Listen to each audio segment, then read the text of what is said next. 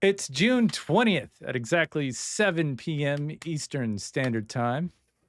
Exactly. As always. As a promise, every week, this is Bill and Ken, and we're talking Geeky Gamer Podcast, all that is geeky. Just an assortment of I don't know, stuff. And really everything is off the table. But what we will not talk about this week is Star Wars, because we've ground that down to a complete crazy. We've talked about it too many times. There are plenty of other space adventures out there, and we've covered that topic as nauseum. So I would like to it's banal. Let's not discuss Star Wars again until they do something worth talking about, because as far as I'm concerned, they haven't. Anyway, this is the Geeky Gamer Podcast. We are here with Michele Defilippo. I hope I didn't just Defilippo, man. Come on. Defilippo. The force behind 1106 design. I can't believe I messed that up. I feel like I should start again. Of course you did, but you got the Star Wars thing going. Michele Defilippo is a one-stop shop for manuscript editing, book design, indie publishing, advice from editing, design, formatting to author websites. Michele, I think their goal is to help authors navigate the very difficult process of publishing. We've discussed this sort of stuff in the past. Her book is Published Like Prose, a brief guide to quality self-publishing, an insider look at misunderstood industry. And we're going to talk about how it relates to geeky gamers. Super thanks to all lowercase letters and Mr. Emter for the music, as well as our Patreon members. Become a Patreon member today. Tim Roberts, Daniel Hulker, Nostalgic, and Natalia Cline are our Patreons. Be number 5. Be alive. Art media this week by Couchfire Media Productions, and super duper awesome as every week, Trois Replay Productions for whatever it is they do. We're not really sure tonight. No one knows. Michele, no one actually knows what they do. Defilippo. Did you have anything to say, Bill? Of course, I have a multitude, a bevy. Did I trigger you a little bit? Of things to say. No, you didn't. The short circuit reference was pretty good. Okay. I have new headphones from the last time that I threw mine against the wall and broke them. So, Michele, who are you? I'm Michele Defilippo, like you just said, and I own 1106 Design, and I've owned it since 2001, and I've been in the publishing industry for 50 years, since 1972. Dang! 50 years? What? So you probably know what's going on. 52. I've seen it all, yes. How have you been in the... Did you start when you were like 5 years old? No, I started when I was 19. I'm now 72. Well, you do not look 72. Well, thank you. Now I know I'm welcome. Wow. Okay, you've been in... Lord, I have no idea what the publishing industry was in the 70s. So, hey, what was it? Well, everybody's familiar with traditional publishing, right? And back in the day, it was the only way for an author to get their books in front of the public. You had to go to a publisher. And the way it worked was the publisher would buy the rights to your manuscript, the publisher would hire all the experts to produce the book, and the author would pay nothing. And that sounds good. And when a book was sold, then the publisher would get most of the money from book sales, and the author would get what they called a royalty. That worked for hundreds of years, right? Then around 2000 or so, independent publishing came along, and all of a sudden, with Amazon, it became possible for anyone to get their book in front of the public without a publisher. And that was the best thing that could happen to authors in a very long time. The authors would hire the experts like us to produce the book. They would upload the book to their own print-on-demand accounts. And when a book was sold, they would get all of the money from They get all the money? All of the money, all of the net revenue from book sales. Yes. No sharing of revenue with a publisher. Because that doesn't. Oh, I see. No sharing with a publisher. But what about Amazon? Oh, Amazon always gets some money. You can't. All right, you so they don't can't get help it. all the. I was gonna say. No. All of the net revenue. Retailers take 40 to 55% of the cover price. Okay, so I don't want to cut you off here. Continue. That's okay.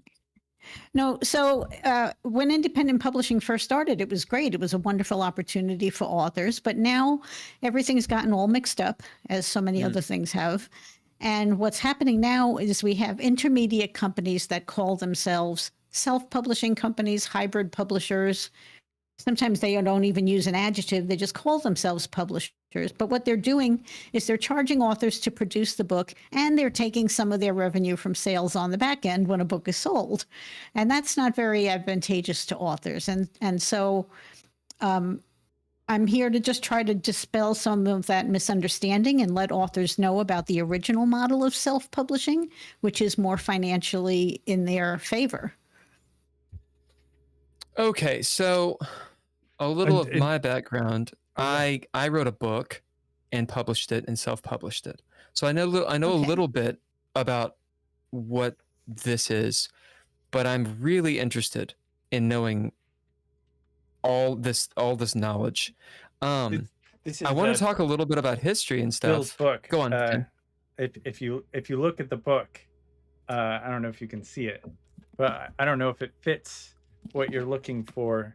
If it has the design, because I know like you're into critiquing books, and one of the things I wanted to do. Oh, you critique books. Well, I mean, I don't know about critiquing, but you know, you've got a style and a manufacturing. Ken, I was not trying to plug the book. I was trying to tell her what I know about publishing. So my point is, my journey through self-publishing, I did not, fortunately, I guess, I didn't run into a company that was attempting to charge me to publish. So that's something completely new. I'm not surprised about it, but I've never heard of it. So tell us about the wilds of self-publishing. Well, tell me how you went about it, because you may have done it correctly without realizing it. Yeah, that's likely. I used to do it incorrectly without realizing it. Right. So I wrote this book. I lost a bunch of friendships and all these things because, you know, you get into it and you pay no attention to anyone else. You finish the book and then design it and all those things. And once it was all complete, I decided, okay, well, it seems that I need an ISBN to, which I forget what that stands for. International Standard Book Number. And you got to have one of those for each cover or edition of your book if it's going to be Correct. a physical book.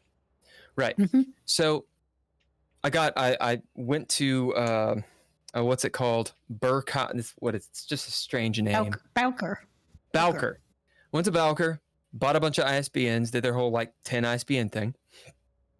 And I noticed that with Amazon or KDP, and the various other, you know, Ingram Sparks, Lulu, et cetera, they would say, hey, look, you can get a free ISBN through us, but then we are considered the publisher, and therefore we own this edition of the book, which means while you're going to get with whatever our model is of percentage of the value or percentage of the profits, you kind of you can't do what you want with it. So I couldn't take the same book and sell it somewhere else, or they might have various bits and pieces, basically a contract. And I was like,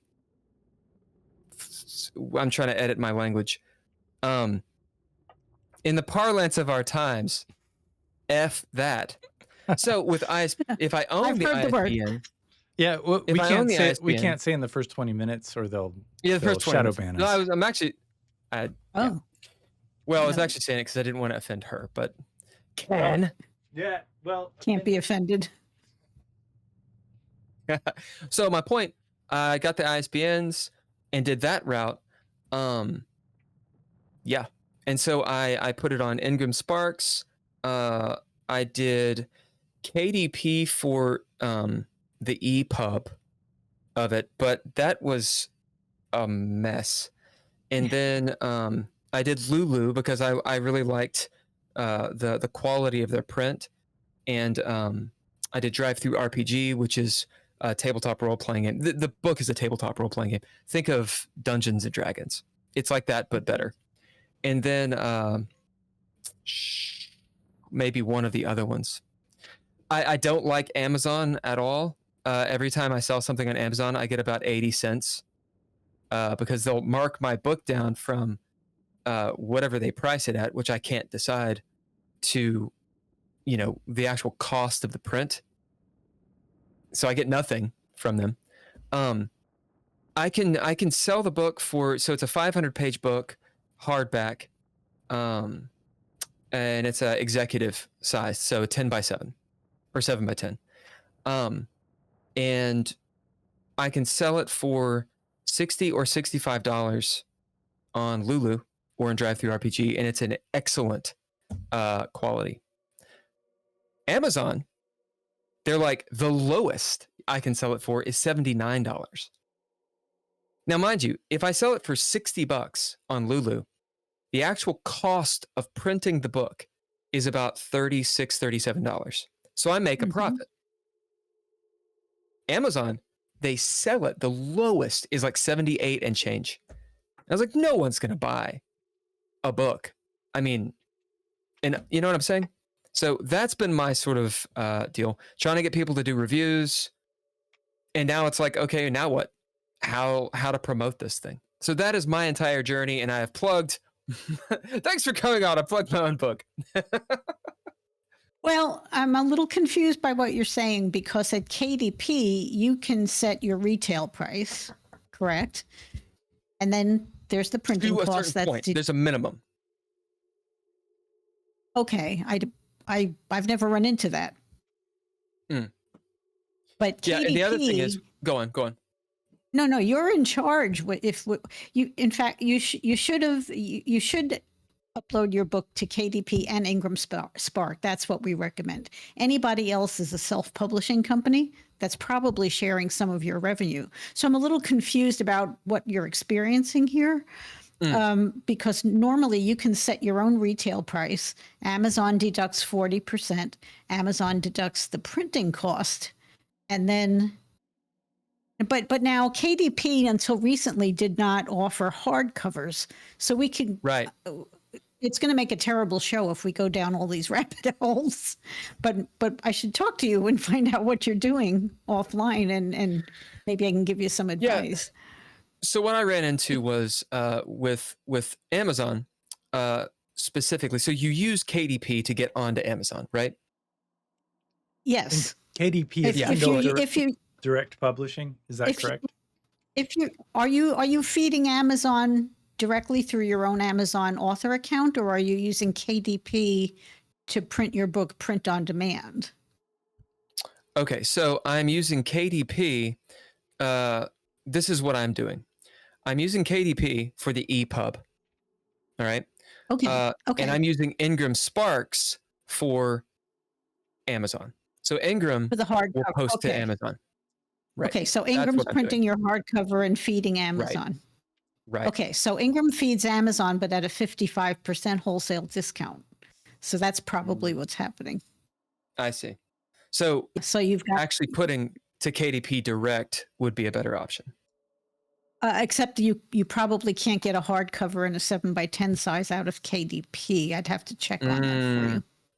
Right. We usually let Ingram Spark print hardcovers and feed them to Amazon. It's all interesting. That's all interesting. It's very confusing. It's extremely confusing. Getting the files correctly. I was using Adobe InDesign, and and my book, it's not a traditional book. I mean, it's full color, full bleed. There's, graphs and pictures, and the layout is crazy and all that stuff. And initially I thought to do a paperback, but the cost was about the same. Like that size and whatnot, everywhere I looked, it seemed the same. So I was like, well, I'll do hardback, and I ran into all these things. Then you upload it, and if your internet connection sucks and it takes more than 15 minutes, it doesn't upload, and it's just getting in touch with Amazon is. Well, Yeah. That's what we do. We it sounds like you laid out your own book in InDesign, correct? Yeah. Okay, so maybe your files were just too big or something. They were You couldn't massive. have taken- They were massive. Yeah. So what do you guys lay out probably- with 1106 design? I'm sorry, I didn't hear the beginning. What do you lay out in 1106 design? What tools? Yeah, do you we use? use Adobe InDesign, Okay. but I'm guessing that maybe your photos were too big or something. They could have been downsized and made the eventual size of the PDF that you uploaded smaller. That's one thing that it could have been. But what we do is we take the fact that you're suffering there. I hear that story all the time, and what we do is we make it easy for authors because we take care of all of that. All they have to do is send us their manuscript, and we talk about what they want and how they want it. We show samples of the interior and the cover and so forth, and we take care of all of that, and we take care of the uploading and recommend a sales price and all of that. Yeah. So you do the layout, and all a person would have to send you is like a PDF or like a Word doc or whatever. Just a Word doc. And we do manuscript editing and cover design, interior design, proofreading, ebook formatting, everything, lots of stuff. And now, what about a book that, for example, mine is it's not a novel, right? What about? It's got lots of tables. Yeah, someone wanted to do something like that. You got tables. Yeah, we've done 4,000 books since 2001. So nice. yeah, we could do just about everything. Yeah. Yeah, we've done medical textbooks. We've done books filled with charts and graphs and every kind of book you can imagine. And I'm assuming you can give a pretty good amount of advice to authors as well. Oh yeah, in the course of most projects take 3 to 4 months. We answer 200 or 300 messages in that time, and it's just a one big long conversation basically until we create the book that you want. And do you do the editing? So you do the formatting, but do you actually do proofing or editing or? Yeah, we start with copy editing. Yeah, copy editing. Yeah, absolutely, and then we'll start with an editorial evaluation to see what level of editing might be needed, and then we'll go on to editing, cover design, interior, page design, and then the layout after an interior design is approved. Then after the pages are typeset, then we proofread, because that's the final review that, what the customer is going to see. So we want to make sure there's no little errors that creeped in along the way. And then we get the files uploaded to Ingram Spark and KDP. And the difference between us and a publisher, though, is that we don't take any revenue from sales. The print-on-demand accounts are set up in the author's name so that when a book is sold, they get the sales reports, they get the money deposited to their bank account, not to our bank account. So that's my message, is that if you work with a publisher like Lulu, for instance, they're getting the sales reports, they get the money deposited to their bank account, and then they pay you some lesser amount. Most of them take some money out of your pocket at that stage. Of course. Yeah. So you can authors can and should use the calculators at KDP and Ingram Spark to find out what they should make, so that when they do interview other companies, they'll have a basis for comparison on the revenue they'll receive. Well, the rationalization that I had was, so I did a Kickstarter for this thing, and that was mainly to be able to purchase the books and then send them off to the people that had bought them, and then a little bit of cash for some what's the word, some design. We'll say I had hired a person to design the book, but you know how that goes. So I got some advice. It should go smoothly. What happened? Should go smoothly. You did it yourself, didn't you? So I did it myself. And my rationalization for this was, well, so let's say I put it to Lulu, let's say I put it to KDP, to Ingram Sparks, I put it everywhere, and I own it. So let's say I'm getting 65% here, 40% there, 30% there. It's at a wider audience, and I'm getting less, but I mean, if someone uses Drive-Thru-RPG, they're going to use Drive-Thru-RPG. 80% of people don't know what that is. They're going to use Amazon, right? So it's this kind of back and forth of cast a wide net. What do you think about that? Well, Ingram Spark, KDP feeds all of the Amazon channels worldwide.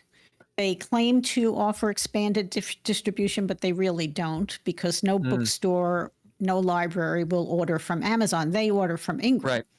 Right. So if you use KDP and Ingram together, now you've got worldwide distribution at the lowest possible cost. To the best of my knowledge, Lulu uploads their files to Ingram. So what's probably happening is that you've got the same book with 2 ISBN numbers being distributed to the same channels. Interesting. You should look into that. So it only has one ISBN though. Well, I don't know what they did in your situation then, because usually a different publisher requires a different ISBN. So if you're the publisher at Ingram, Lulu can also be the publisher at Ingram. Yeah, that's interesting, because I'm using the same thing for all of those. I'd run into a problem. I'd run into an issue with, I think this is part of it, is you can read through all of the documentation, the black and white. You can try and get in touch with these people. Some of them have better customer service than others. Lulu has extremely good customer service that I found. Not to tout their line or anything. And there's still so many questions, and they each require minute differences. But that minute difference, or that template that they requires you to go all the way back, re-export the file, re-upload it, do the whole thing. It is an amazing amount of work. It is extremely frustrating.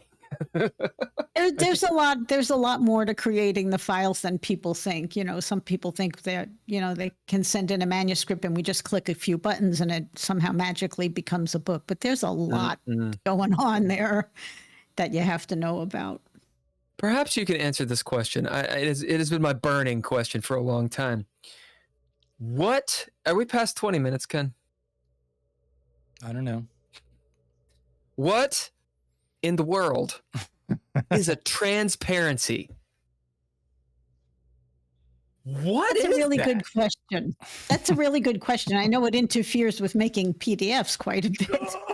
Yeah, you can't have transparencies in PDFs. I don't think that's a thing. What is this?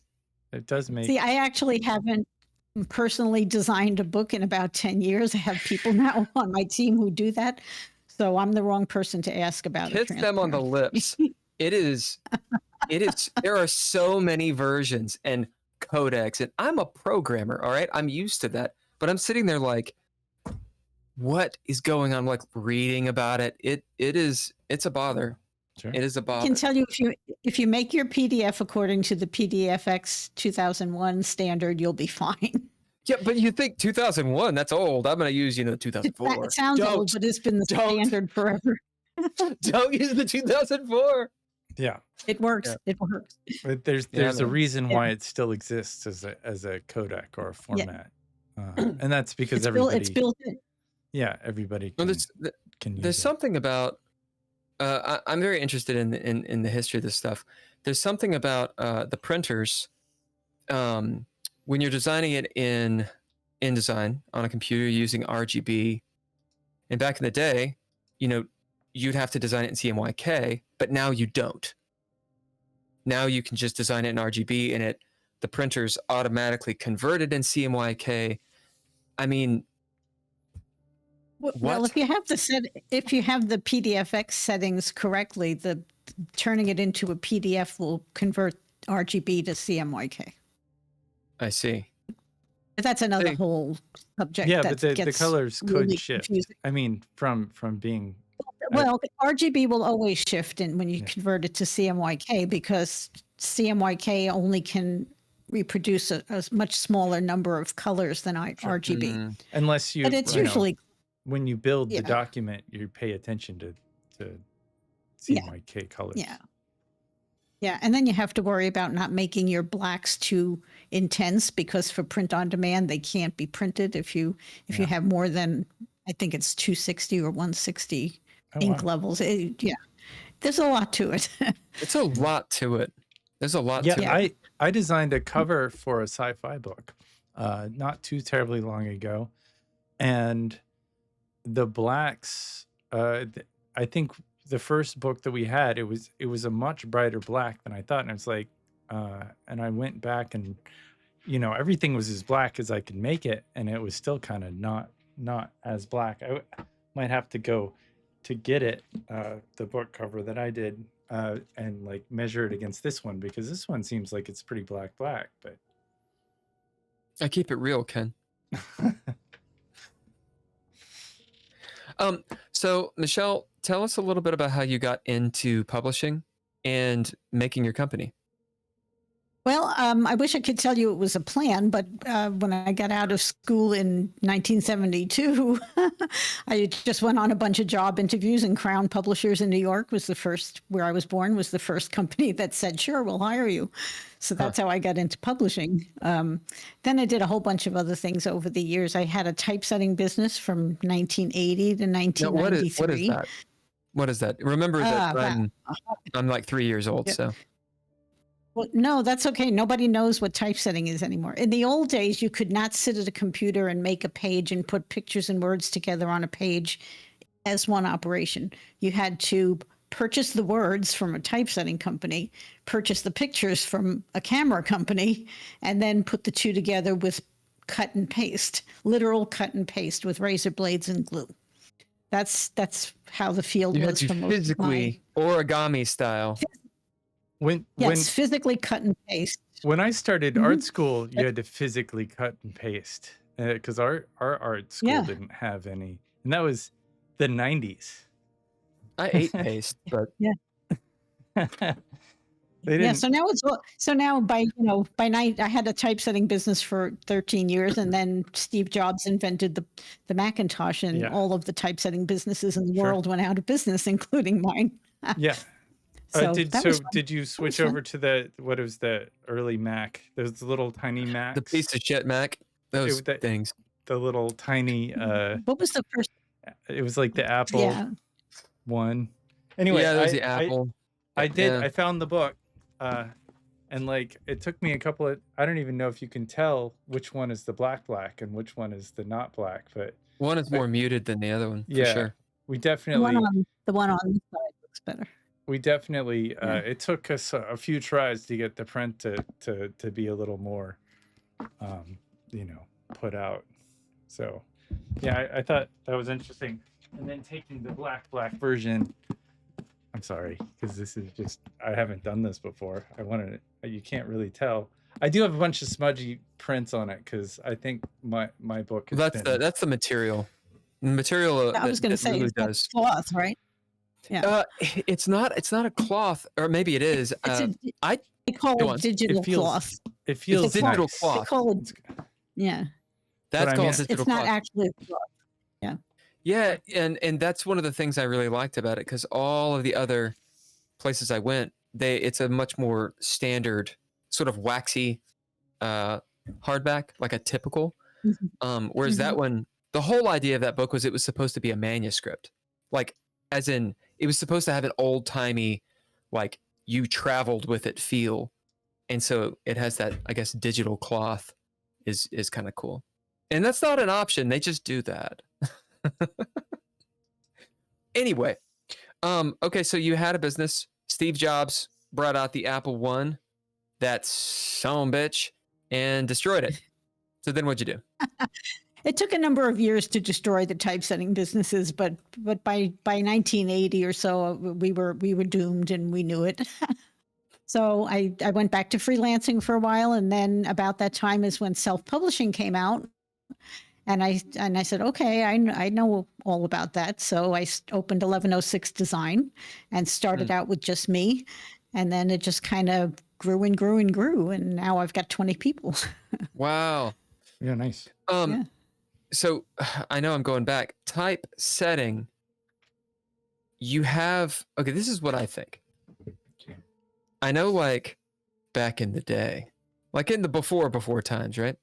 You would have you'd have like a board, and they would have these blocks that had letters, right? And they would arrange the blocks, Mhm. and that's how they would print like a newspaper, right? So it was Oh, that was manually back done.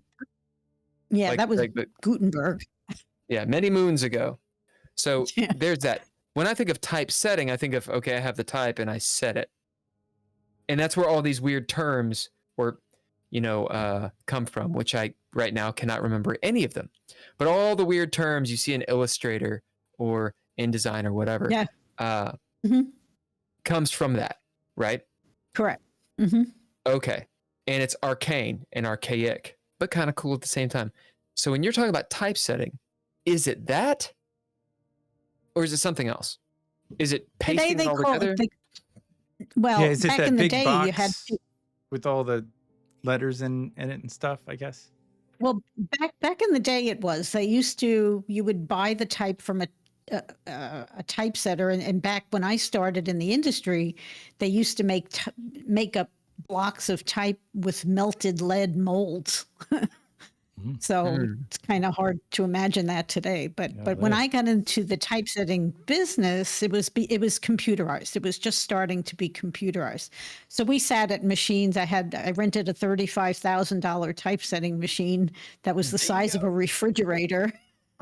And we typed on a keyboard and made the strips of type that would then be cut and pasted into whatever you were making, an ad or a book or a brochure. So it was printmaking, like quite literally. Yeah. Like you had to line everything up and whatnot. Yeah. Dang. And it was really, really time consuming and labor intensive. I don't know how we got anything done. Yeah. So then we had computers and the glory of the internet, and you decided now is the time. Well, yeah, the computers actually put us out of business. So I went out and bought a Mac and I freelanced for a while. And like everybody else, then started making pages on a computer, right? Which is what we're still doing today. And so Amazon comes along. You can still pay for fonts if you want. You can. Oh, yeah. But now a font, you can buy a font for $25. Yeah. Back in the day when I had my typesetting business, a font, one typeface was $125. Yeah. So if you wanted to buy Times Roman, regular italic, bold, and bold italic, it was $125 times 4. Yeah. But wow. That's how did you have to, did you get a physical type? Or this was... Back then they put the type on a negative, a photo negative wheel. And the wheel was put into the machine, and the keyboard would spin the wheel to however it needed to be to make the words on paper. It was what they called a photo typesetting machine in those days. It's like a super typewriter. Yeah. Wow. Yeah. So Amazon comes along. Did you do one page at a time, or did you do multiple pages at a time? The typesetting, we did long strips of paper, and a graphic designer would have to cut those strips into book pages and glue them together. Yeah. Yeah. Crazy. Yeah. What happened if they cut the wrong place? You had to redo it. Yeah. I spent many an hours splicing in one line of type where it belonged. Geez. Yeah.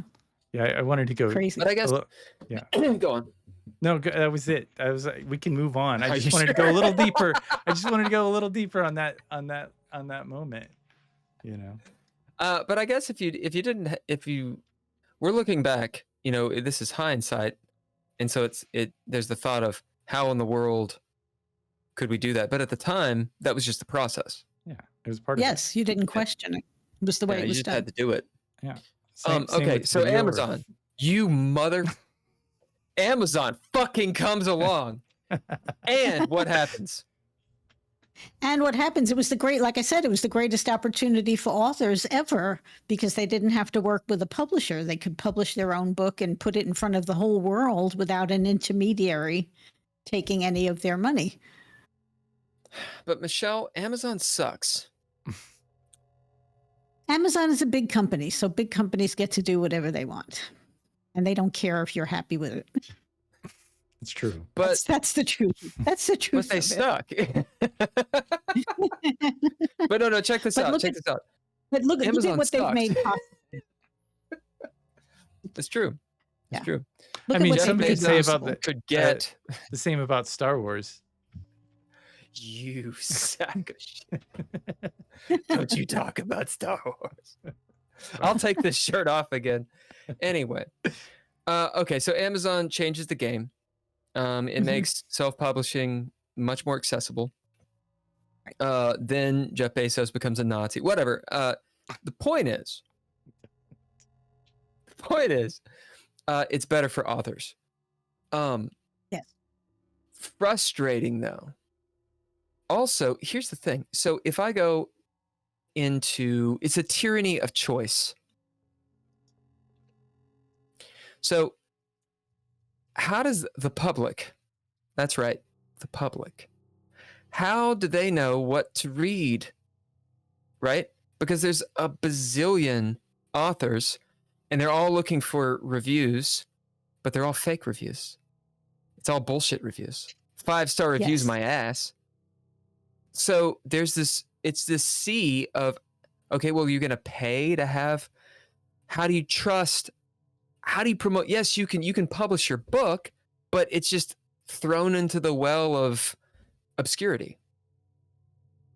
Well, to a degree, you're correct, right? Because the whole field of self-publishing has become corrupted, right? We've got fake reviews, we've got fake bestsellers, right? There's companies out there that promise to make your book a bestseller. Well, they're just gaming Amazon's algorithm so that you're a bestseller for 45 minutes in some obscure category, and then they take a screenshot of it, and from that moment on, you can put a screenshot next to your name that says, I'm a best-selling author. It's baloney. How do you do that? Right? It's the same as like film festivals. How do you do that? So you got to pay to play, basically. And that's what bothers me the most, right? Because I've been in publishing a long time, and when I started, and still to a certain degree with major publishers, making a book is a fine art. It's a bunch of talented people getting together and making a piece of literature, right? But self-publishing has become a used car dealership of the publishing industry, and it shouldn't have been. It should have been the greatest opportunity for authors ever, but it just got all messed up. And so I just want people to know that if they publish the way you did by opening up their own KDP and Ingram Spark accounts, and they hire somebody like us to help them produce the files so that they don't have to have a nervous breakdown doing it, then I've had one or two. I get calls all the time. Authors are suffering something terrible. Can you fix my files? I hired somebody on Fiverr who doesn't know how to finish the job. I mean, it's just a huge mess. But so paying somebody $5 to edit your book they didn't do a good job. Or how about $750? Don't use your friends. Don't necessarily believe in referrals. Look at people's body of work. Oh yeah. And get to know them. Do they actually do what they say, or do they just blame everyone else for not doing what they say? For example, how do you deal with accountability? How do you account for your product and guarantee with your company? You mean as far as we have tons of good reviews. Yeah. And how do I stay accountable? The nuns who taught me are dead, but they're still watching. It's a good question. How do you trust that is there a contract that you guys use? Because on Fiverr, there's not really a contract. I mean, it's absolutely. And actually, you kind of named my problem, right? Because there are so many bad self-publishing companies out there, and so many authors have had bad experiences that for us, it's really hard to not only get the word out, but for anybody to believe you, right? And the way we approach a book is at the traditional publishing level. So it's expensive. I will be the first one to tell you that, because we put a lot of hours and effort into it. And so people just don't believe that that's the way it should be. Well, it's expensive because you've got a who, professional working on yeah, your yeah, content. yeah, 6 professionals mostly for Right. every book. Right. So, So you have so yeah, six so it's like, people read through one book. That's kind of the well, not all 6 people read it. The editor and the sure, proofreader will read it, sure. but the cover designer does some research, gets to know about the book before he or she will design an appropriate cover, right? There's a lot of work that goes into it. We probably spend 100 or 150 hours on each book that we produce. Easy. Yeah. Sure. Yeah. No, I believe So, that. yeah. So And then it's hard to get people to believe you. rent or owning your own home in Phoenix is not cheap. So you probably pay. I'm guessing you pay your No. employees pretty okay, and then so Well, there's all. actually, my employees are all over the country. Oh, are they? Well, that's Yeah. good. Oh, that's I mean, nice. there are certain areas that people Yeah. can live, like, and hence where I live, it's very affordable. Where Bill lives, it's not affordable. So we definitely. Well, they actually don't. They don't. The word afford has been banned in Los Angeles. They actually don't use that word anymore. Anyway, right. So this is a barrier to entry. So I worked on an audiobook for one of my buddies, who is a self-published author, and he's doing quite well. He's doing YA style novels, and pretty much is hawking the book at Comic-Cons and conventions and those sorts of things, and he's doing really well that way. One of his ways was he did the KDP route, got the free ISBN, and rocked and rolled. Why? It's free. And by and large, it's a pretty simple book to lay out. One of those novels, there's not a lot of, there's no graphics in it. Basically just doing the best practices. Probably get a friend to throw down. Struggle with the files, throw it up to KDP and go, ha! Now I have a book. So the issues are not apparent in the beginning as to why would I not do that, right? Now he's got a full-time job, family, the whole thing. It takes him a while to do it, and he's got to do the legwork to be an author in this whole thing. But why doesn't he want to spend a few $1,000s to get that done for him? Well, the do-it-yourself message has taken hold. I will grant you that, but I can tell you that if you look at a professional product, professional typesetting, we take such great care with how the text is formatted that if you hold it next to, you hear authors online all the time talking about how they formatted their book in Word, or they used Vellum or some other program. But a real typesetter is going to produce type as you would see in a major publisher's hardcover book. Beautiful typesetting, right? And even if you use InDesign, if you don't tweak the settings, you're not going to get the same results as somebody who knows what they're doing in terms of typesetting. So I don't know I don't know how to answer that. I can answer for I learned how to do it. I learned how to do it the right way, and I'm not going to change now. It's one of those things like you pay for what you get, or you get what you pay for, I should say. This guy's book is good.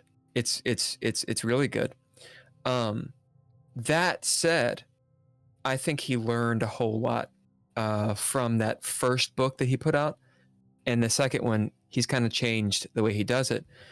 Because when you get the book, not specifically his, but when you get a book and you start finding, grammatical problems or, mistakes, spelling errors and such. So in my book, there's a bunch of spelling errors. It's 140, 130,000 words.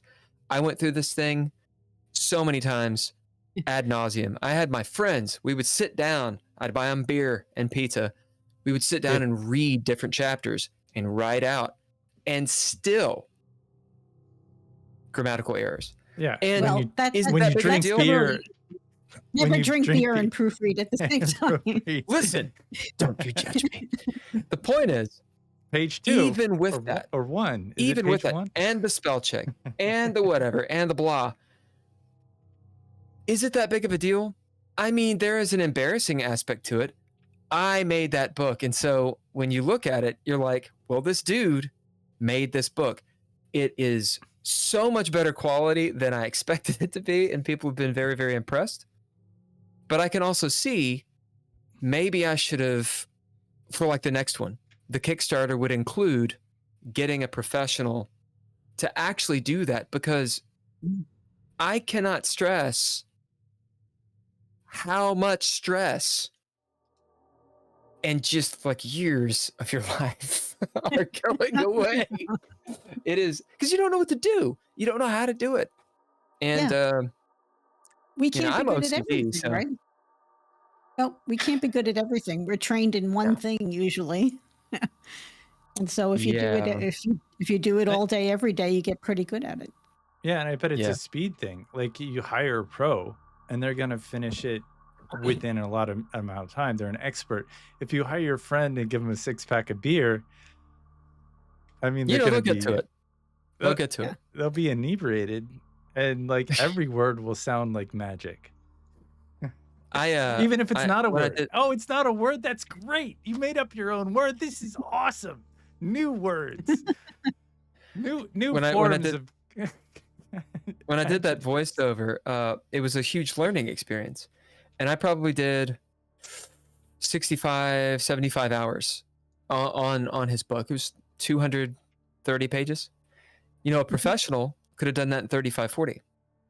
So when you think about it, like I got paid a pittance because he's my friend and everything, but like spending the money on a professional for a voice actor, for whatever, spending that money, you are saving the opportunity cost where you can go promote or whatever. Exactly. So it comes down to how much time you have too. I mean, you could spend twice as long to do an amateur job, or you can write a check and let somebody else do a professional job for you. Right. Or you could spend no money and get AI to do it. Heck, you could just have AI write the book. Let's not go there. Yeah. Speaking of AI, what we often get this question from some of the people that view us. What are your thoughts on AI and all that good stuff? The more I hear about it, the more I am a little bit frightened. I think it's probably capable of great things, but I don't know. I've heard from a customer not too long ago who wrote to me to let me know that the 6 books we did for him, that he had them narrated by AI, and it's like, okay, it's gonna suck. But it's gonna suck. You can hear the difference, right? It's gonna suck. And then I've heard that some people are going to do indexes by AI. So I don't know. I could see worldwide unemployment coming our way. That's okay, but dude. I mean, that's a real issue that we've run across. AI is already affecting my industries. In TV, film, writing is certainly a part of that, because writers' rooms are getting smaller in Hollywood, because you get one writer who has to use AI to generate ideas at the very least. Might not use what it spits out, but certainly as inspiration goes, that stuff becomes like fair game. And in a world where, if you talk to somebody who's in the WGA, they say, I don't want to talk to other writers because they're going to accuse me of stealing their work. But if you're under the gun and you need to get something done, you open up the chat bot, and you don't have a writer's room that is getting paid, because you have a showrunner or a writer that is just has to get this stuff out, and you don't have the time. Like they have deadlines of such a shorter amount of time to produce stuff, instead of having a writer go through the whole series or the whole show, like through 6 months of production. They have the writers in for 2 months, and they're gone, and basically you only have the head writer on for any additional changes. So it's just a smaller and smaller a group. I guess. But it sucks. It does suck. Well, I'm saying like the product sucks. Everything sucks. It's derivative. It's tropey. Yeah. I mean, yeah. That's why we don't talk about Star Wars. Well, I think everybody's going to stampede to it now because it's a new shiny object, and I hope we all come to our senses and only use it for good things instead of what do you think, just to save money. What do you think about voice over using AI? What's been your experience with it? You talking to me? Oh yeah. No, you're the guest. I'm not talking to Ken.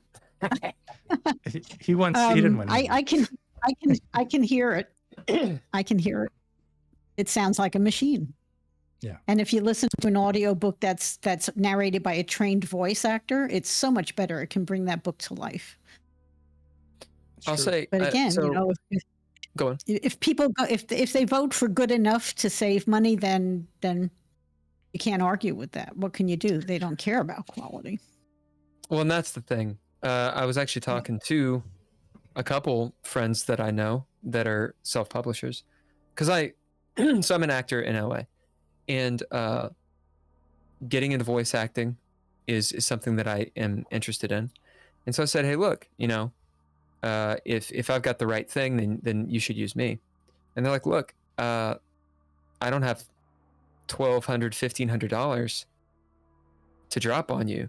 And I don't have $3,000, $5,000 to drop on someone who's seriously established. So I'm just going to use AI. And I'm like, yeah, but then I'm not going to buy your book. One sale. Oh, we'll all be out.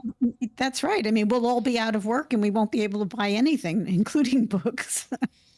That's cheap. It's cheap. I get that it's cheap, but there is an ethical aspect, I think, to it, which I know a lot of people aren't going to. Ethics and morality doesn't really sell. Yeah, people don't buy into ethics and morality.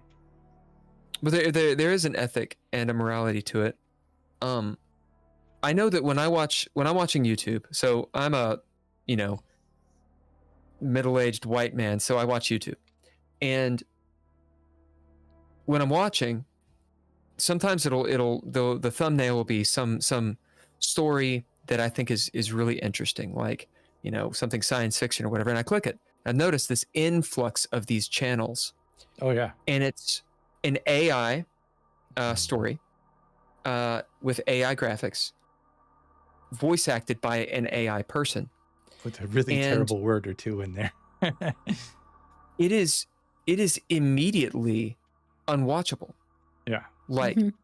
Granted, it has tons and tons and tons and tons of views, and it's causing that revenue. So all of those bot machines in Eastern Europe and Ukraine and or not Ukraine and India, they're getting money. Sure. But it's awful. Like it's tropey, it's cliche, it's not interesting to listen to. Yeah, it's all kind of the same story over and over and over. It's kind of twisted a little bit. You get that harsh, visceral response. Yeah, just like get it. I can't swipe away fast enough, and it's like it's inundated in the feed. I'm with you. Yeah. So, but AI can do. Go on. I was going to say, I'm not a psychologist, but what happens when we stop valuing each other, right? What happens to our humanity? You build a city like Los Angeles. No, you gotta build it. Right? I mean, all the bad things that happen in the world are because somebody doesn't feel valued or they feel like a number, right? Then they go out and do bad things. What happens when all of us start feeling like that? Because we're sucked into this machine. I don't know. I think it's. We like you, Michele. We like you. You're a good. That's a good. We're going. I was gonna pick a different topic for the next question, but do you have a thought on book banning? Is that? I don't think a book should ever be banned. Really? I think we need people to make judgments, for example, of what young kids should be allowed to read, right? But as far as once you're an adult, you should be able to read anything and make your own decisions. You don't think Maxim should be an elementary school libraries? I don't know what that is. It's like a that magazine it's like a Playboy type. It's thing. like a softcore. It's not even. I think they just have. Not that I've never read it. I used to work for them occasionally. I mean, it's a little exploitive, but it's not like porn. Yeah, I've been sitting in my office by myself for 20 years, so I don't get out much. But for example, what about a book like like Mein Kampf or the Bible? Or the Bible? Why not? I think you should read everything and make your own judgments and discuss it with someone who knows about it and can help you understand it. Yeah. But I mean, elementary school libraries, children should. Well, yes, I think children should be protected, and maybe a teacher somewhere in high school would want to discuss a controversial book with them when they're old enough to understand it and analyze it. So are there ratings? Is there a rating system for books that exist? I mean, or should there? Not that I'm aware of. Should there be? I mean, because there's a rating system for music. There's a rating system for movies. Films. As far as I know, there isn't one for book. That's where librarians come in. Yeah. And teachers and school boards. School boards, teachers, and stuff like that. Any kind of banning is open to abuse, though. That's the problem. Yeah, straight up censorship, right? Right. Yeah. Well, I got a question for you. Yeah. Is there a book that you guys wouldn't do? It's a stupid hypothetical question, but actually, it's not hypothetical. Yeah. Oh, indeed. Okay. Yeah. We did have a book come in once. It was a poetry book, and the author was writing about killing his children, and I wouldn't take that one. So obscenity, or like something that really proposed no ethical or moral. Well, it depends, right? We don't do porn. Mm-hmm. What about what's hot right now is like fantasy sci-fi, like kind of what's hot right now. That's what I mean. Way to follow that. Or like, Lord of the Rings kind of, Lord of the Rings young fantasy adult porn. Kind of sexy. Well, it's not porn though. I mean, I think it's romantic, like romantic novels aren't porn, are they? I mean, I don't know. I've not read a lot of romance novels. I'll be right back. You guys continue.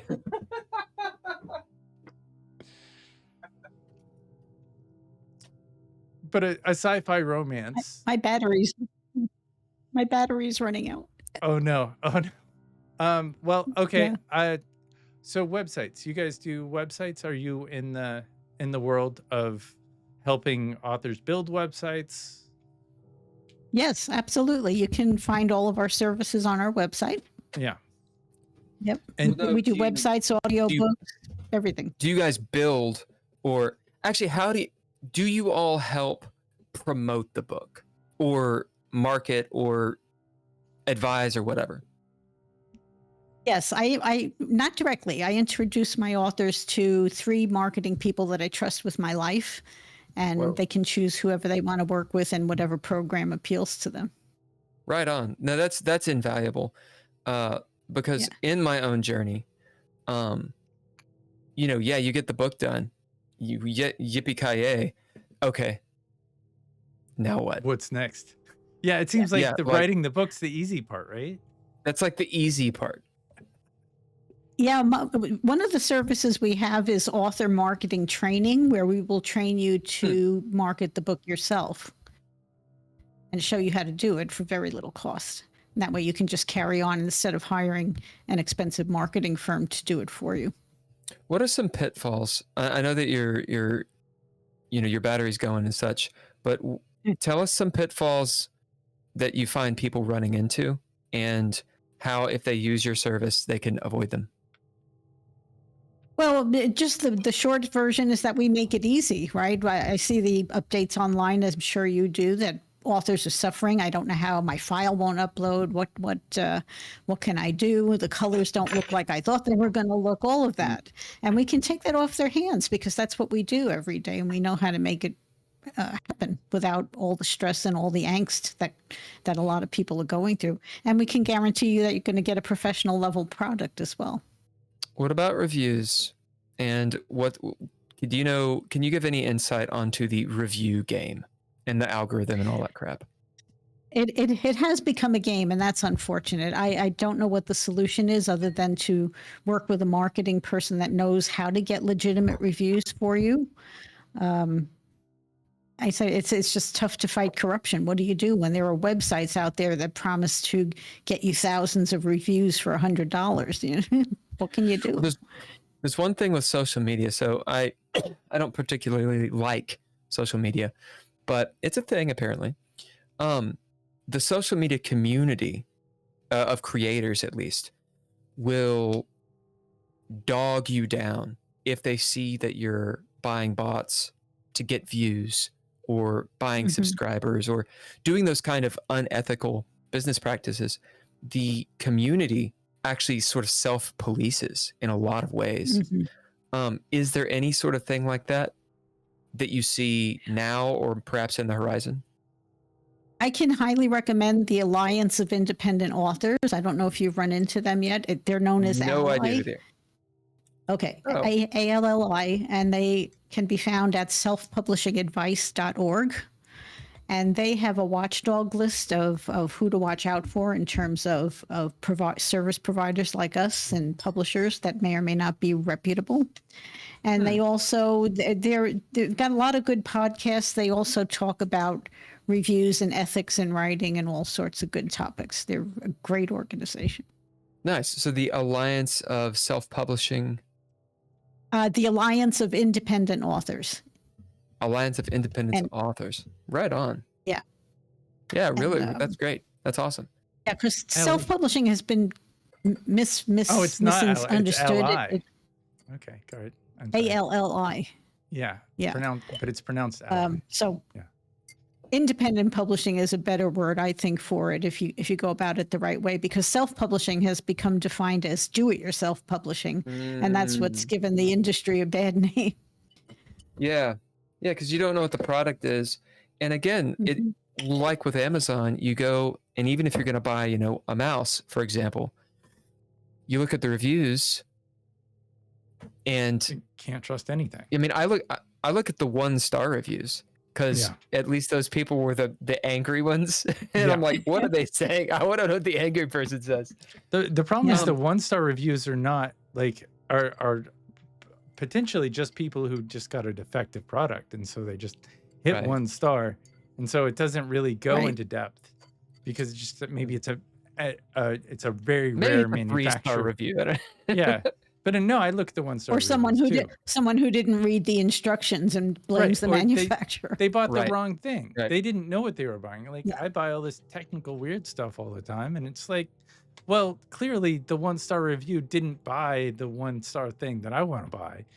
And yes, I have weird cables that I bought that I thought would have a solution, and it's just like things spliced together that there's no reality to it. It's just like it's not a thing. I mean, it's a cable, sure, but it's not a real cable. Michelle, you really have to be. I was going to say you have to be careful on Amazon. I only buy from name brands that I recognize on Amazon. Sure. I've learned to be more careful if it's a company I never heard of, or it's obviously something. Yeah, you have to be. Instead of publishing, do you think authors may need to just start making films to get their book out there? Just skip the whole printing out a book and just go right into feature film world, or is that the future? A good question. It's actually a good question. Do you think that publishing is going the way of the dodo? I hope the creativity isn't. The media may change, but I hope that the human urge to be creative never goes away. We'll see what AI does to us. Do you see? I know we have a bad rap. AI gets a bad rap a lot. Yeah. Do you see AI being useful? Being able to be used usefully in your industry, and how would that pan out? I don't know. So far, it's just taking work away from talented people, as far as I can see. But who knows where it's going to go? It may be like anything else. In good hands, it'll do good things, and in bad hands, it'll do terrible things. Have you noticed writing change over the last couple of decades, like style, quality, etc.? Because we're inundated now. We don't have a chance to be bored. Have you noticed a stylistic change, or like, is the next great author out there with all of this that we're put against? Well, I think books are definitely getting shorter. The internet is responsible for that, because nobody wants to read a 700-page novel anymore. Really? And No, really, I'm serious. I know. I'm Oh yeah, this Well, isn't. books This are isn't really 700. getting short. The problem that I 450. see, just generally in society, is that people don't value the advice of experts as much as they used to. At least when I was young. When I was growing up, an expert was like God. My parents would never argue with an expert, but now people argue. They want to do things a different way, no matter what the expert says, and that's across all industries, not just publishing. Absolutely. So I've do you think- I don't know where experienced that's that going. many times. why do you think that is, Michelle? I don't know, self-esteem, I guess. Everybody has self-esteem, and we think that's a good thing, but too much self-esteem is no good. Yeah. It's interesting. I could see AI.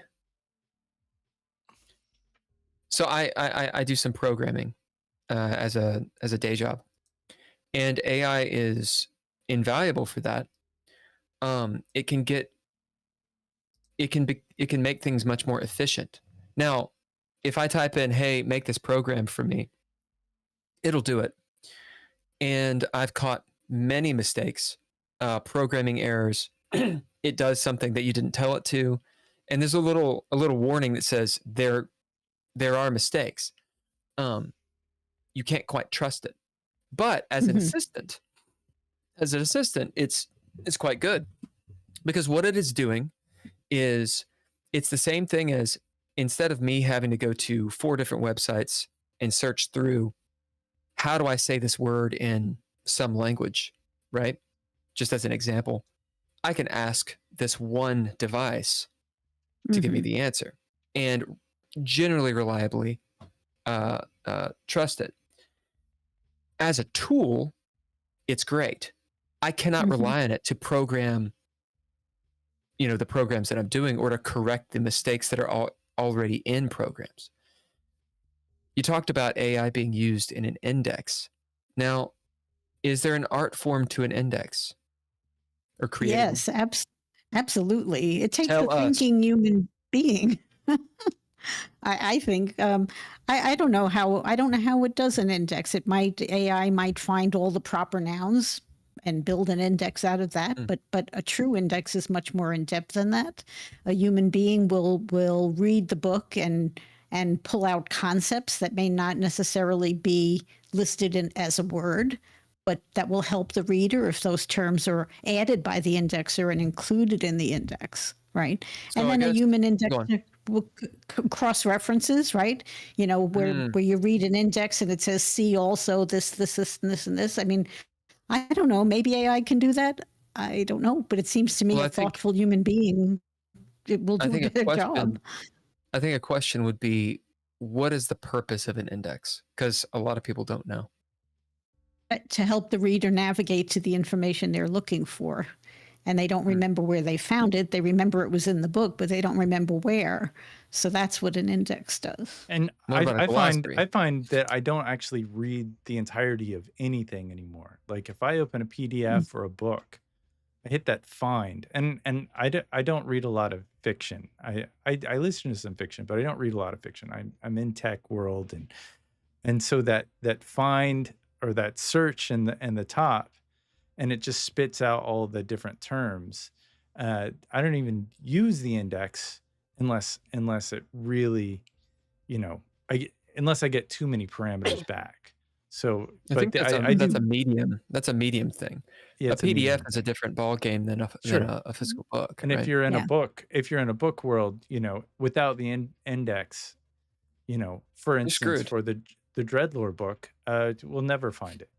I mean, there is a PDF, so I mean that if we're offline, I guess. What's a glossary for? A glossary is a list of terms that the reader may not be familiar with, terms and definitions, right? So there's an art form to knowing what should be in these things. Is basically what you're saying. Yeah.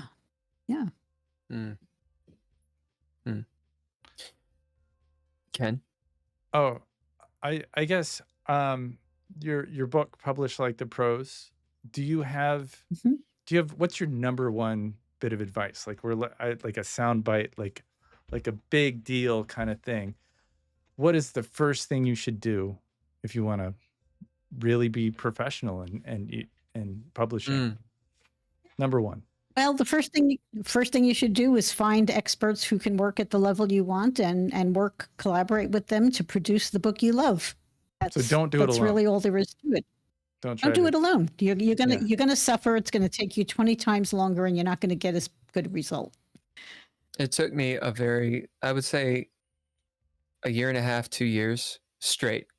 And like I said, I'd lost relationships and opportunities because all I was doing what was this? And I was able to do that because of my situation. I was working remotely. I was living at home. So low cost out here, like with an actual like day job, taken forever and ever and ever and ever and ever and ever and ever. But, there's this idea of the cost. So about how much does it cost? I'm assuming you guys have different packages. And people can just go to your website, of course. But what are the sort of different packages that you guys offer?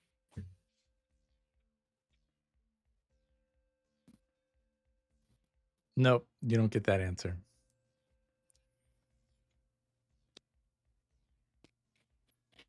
Unless my...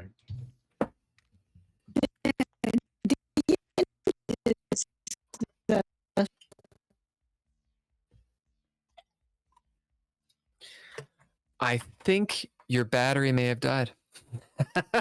Yeah, I think because you just cut out. I think that we'll have to hold that off. I'm not sure that we can fix that issue for a next time. You might have to. Oh no! I want the answer, damn it. You might have to get the answer next time.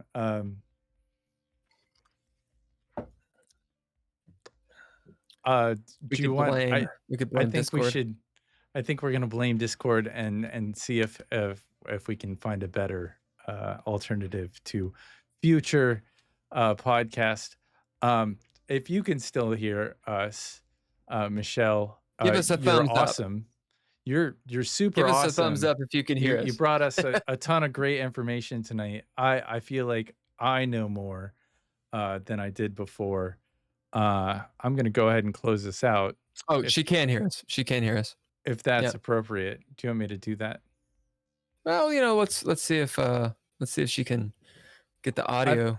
I don't think it's coming back. I think it went. You don't think so? I think it went. Might have gone. Do you have any last words, Bill? Michele, since you can hear me and Ken, one of our viewers, Buck Mudd, says, nice. Thank you for all the information. Yeah, thanks. Which is very cool. Yeah. It's interesting. Her Discord is absolutely showing the audio pop up. Yeah, we see as it. in she's talking, but there's something that has clicked off. So it's a computer issue. It's fine. Anyway, I think that we're probably pretty good unless we can figure this out really quick. Yeah. Ken, tell us a story really quick. Once I was on a podcast that was called the Geeky Gamer Podcast. And one of the things that I find really interesting is like how and why does any of this stuff actually relate to geeky gamers? Like why is publishing important? And I come back to things like we're seeing a lot of content being generated from games, creating games, or just from TTRPG games where, the content, for instance, with JV Hilliard that he wrote, was based on a role-playing game, or, the Critical Role success story. Oh! She's almost back. Almost back. I think it's a network issue. It's a network issue for sure. It's a network issue. Oh. Yeah, we can hear you. Robot voice. It's a Wi-Fi thing.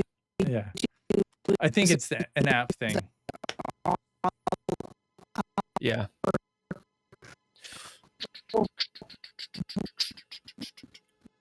But Michele, I think I really think you have a good service to add, and from hearing that you have 20 employees working with you, you cannot have that infrastructure without doing something correctly.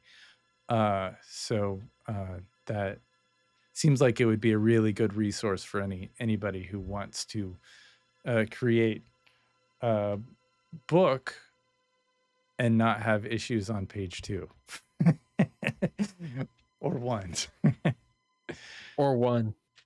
So all right, well, we're gonna bounce. Michele, thank you very much for joining us, and we're sorry about the Discord thing. Discord's cool, but it's technology that is it's open source. It's open source, meaning that sometimes it's not reliable. Yeah. So that's our bad. Yeah. We normally ask you for the last words. Not today. But I'm you got sure any last words? If you had last words, check out the socials, 1106design.com. If you want to engage on the socials, I think Twitter 1106design or at 1106design is the Twitter. I think there's a Facebook. There's a bunch of other stuff, but really, if you want to get the info, I think it's 1106design.com. And you can schedule a consultation, it looks like, and subscribe and get newsletters. They've got I think a newsletter, YouTube, a LinkedIn. Yeah, they send some newsletters. They've got a lot of information out there on how to improve your writing, and it sounds like from beginning to end, kind of getting your work out out there. As a publisher myself, instead of who did a Kickstarter, abandoning your friends. Put that into your goals. Yeah. Like take the time to do some crowdfunding for it if you don't have the cash, and get some experts to make your product. Yeah, as an expert, I want to work with experts, and that is the difference between doing something good that people care about and doing nothing. Well, doing it professionally or not. Yeah, or not. Yeah, sure. Yeah. Do you want me to read us out? Okay. Yeah. Michele, boom. Yeah, you are. This is the Geeky Gamer Podcast. We're live at exactly 7 p.m. Eastern We're live Standard Time. Exactly. Dude, it's 7 p.m. What are you talking about? It's, tonight was Michele Defilippo. Defilippo. Oh my God, dude. You're Hispanic. How can you do it? Yeah, but I don't think that's a Hispanic name. I don't know. It might be Italian. We should have asked. I think it's Italian. I couldn't say. Anyway, all lowercase letter, all lowercase letters and Mr. Interrupt brought us the score. This wouldn't be happening without our Patreon members: Tim Roberts, Daniel Holker, Nostalgic, and Natalia Cline. Super duper thank you for all of that you guys do. All media production. Thanks so much, Patreon. And art by Couchfire Media. Yeah, they do some stuff. And everything else, all the backhanded compliments, all the bad stuff, all the bad stuff. is provided All by the bad Trois stuff. Replay Productions. Trois Replay Productions. Those guys. Misspellings. You know, misspellings. Dramatic Misspellings brought to you insight. by. Oh, she's back.